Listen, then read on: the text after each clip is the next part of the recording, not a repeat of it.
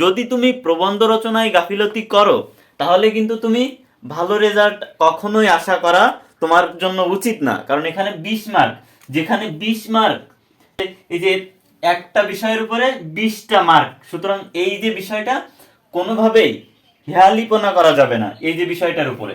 সুতরাং এখানে তোমার প্রবন্ধ রচনা তুমি যদি এই যে 5টাই পড়তে পারো, প্রত্যেকটা বোর্ডের জন্য আমি এটা চ্যালেঞ্জ করতে পারি, এখান থেকে প্রত্যেকটা বোর্ডে মিনিমাম 2টা করে কমন থাকবে।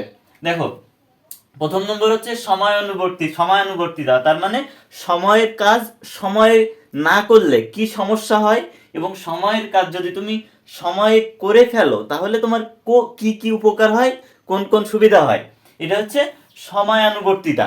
ওকে, এরপরে হচ্ছে মানব কল্যাণে বিজ্ঞান। দেখো, এগুলো কিন্তু আমি প্রত্যেকটা বোর্ডের প্রশ্ন অ্যানালাইসিস করে দেন হচ্ছে এই 5টা বের করছি, এবং এই 5টা থেকে কিন্তু প্রত্যেক বোর্ডে কিন্তু এই 5টা থেকে কোশ্চেন আসে।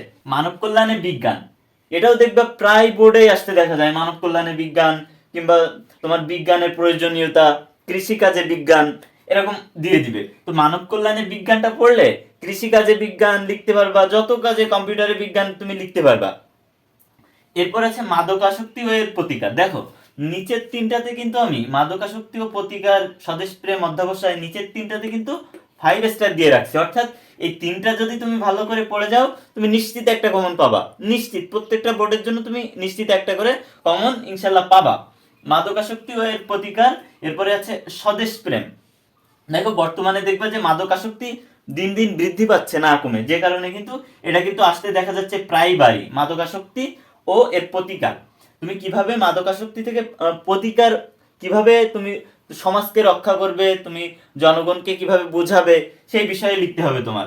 এরপর স্বদেশ প্রেম, তোমার দেশের প্রতি তোমার যে ভালোবাসাটা তুমি কিভাবে বহিঃপ্রকাশ করো, কিংবা তোমার দেশের প্রতি তোমার ভালোবাসাটা কেমন, এই বিষয়ে কিন্তু প্রায়বারই দেখবা যে প্রায় বোর্ডে চলে আসছে স্বদেশ প্রেম। এই জন্য জাস্ট আমি এই 3টাতে 5 স্টার দিয়ে রাখছি। তোমরা যদি 5টা না পড়তে পারো অন্তত এই 3টা পড়ে যেও।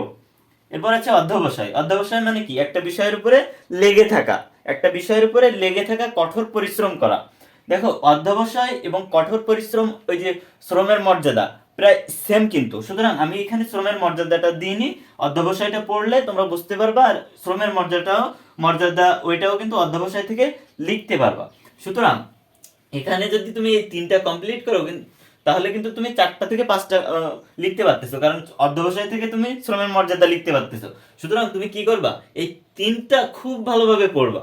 3টা খুব ভালোভাবে পড়লে তোমার 4টা কাভার হয়ে যাবে। 4টা কাভার হইলে এখান থেকে নিশ্চিত তোমার যে কোনো বোর্ডে, প্রত্যেকটা 8টা থেকে 9টা যে বোর্ড তোমাদের, প্রত্যেকটা বোর্ডে কিন্তু মিনিমাম একটা করে কমন পাবা। কোনো কোনো বোর্ডে দেখবে যে এইগুলা সবগুলাই চলে আসতে পারে, তবে সবগুলাই না আসলেও 3টা থেকে 4টা দেখবা কোনো কোনো বোর্ডে চলে আসছে।